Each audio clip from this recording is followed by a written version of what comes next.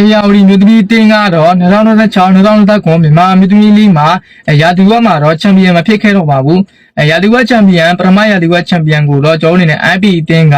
ရှုံးပွဲမရှိစံချိန်နဲ့ရာသီဝက်ချန်ပီယံဖြစ်ခဲ့ပါတယ်မနစ်ကလည်းဒီလိုပဲပေါ့နော် IP အတင်းကရာသီဝက်ချန်ပီယံဖြစ်ပြီးတော့အေယာဝတီမြို့သမီးတင်းကတော့ဒုတိယရာသီဝက်ချန်မှာပြန်လည်လိုက်လာပြီးတော့ချန်ပီယံဖြစ်ခဲ့တာပေါ့နော်အဓိကတော့ကျွန်တော်အနေနဲ့တရားဒီလုံးရဲ့ချန်ပီယံဖြစ်ဖို့အရေးကြီးပါတယ်ရာသီဝက်ကတော့ဒါကတော့ကျွန်တော်တို့အရေးမကြီးဘူးပေါ့နော်ဒါမှမဟုတ်အေယာဝတီပြည်သက်တွေအနေနဲ့လည်းဘာမှစိတ်တော့မကြပါနဲ့ကွာရလည်းတပွဲစာပဲကွာတာပေါ့နော်တပွဲစာပဲကွာတာဖြစ်တဲ့အတွက်ကျွန်တော်အနေနဲ့နောက်ဒုတိယရသည်ပဲကြားလို့ရှိရင် IP အတင်းနဲ့တွေးလို့ရှိရင်ကျွန်တော်အနေနဲ့နိုင်မယ်ဆိုလို့ရှိရင်ဒါပြီးသွားရောတယ်မလားကျွန်တော်အနေနဲ့အမှတ်ကတောက်လေးလိုက်နိုင်တယ်ဗျာဒါပေမဲ့ IP အတင်းကလည်းချေချော်ပြီးတော့တခြားအတင်းတွေကိုရှုံးဝင်လည်းရှုံးမှဗျာပြောလို့မရတော့မလားဘလုံးဆိုအလုံးကြီးတခြားအတင်းတွေလည်းအကောင်းဆုံးကြိုးစားနေတာဖြစ်တဲ့အတွက်ကျွန်တော်အနေနဲ့အဲ့လောက်စိတ်ကူးကြမလို့ဗျာ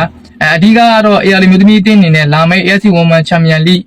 ပြန်ပွဲအတွက်ကစားသမားပေါ့နော်ပြပကစားသမား6ဦးဒီခေါ်ဖို့ရှိတယ်အဲ့ဒီ6ဦးကလည်းကျွန်တော်ဘယ်နိုင်ငံအများဆုံးဖြစ်မယ်တော့မသိသေးဘူးတေချာတော့မပြသေးဘူးเนาะမကြေညာသေးဘူး6ဦးခေါ်မယ်ဆိုတာတော့ပြောရတယ်အဲ့ဒီ6ဦးကကျွန်တော်ဘယ်နိုင်ငံအများဆုံးဖြစ်မလဲဆိုတာပေးသိမ့်နေနဲ့ခက်မှန်းကြည့်အောင်เนาะကျွန်တော်ကတော့ကျွန်တော်အာဖရိကဘက်က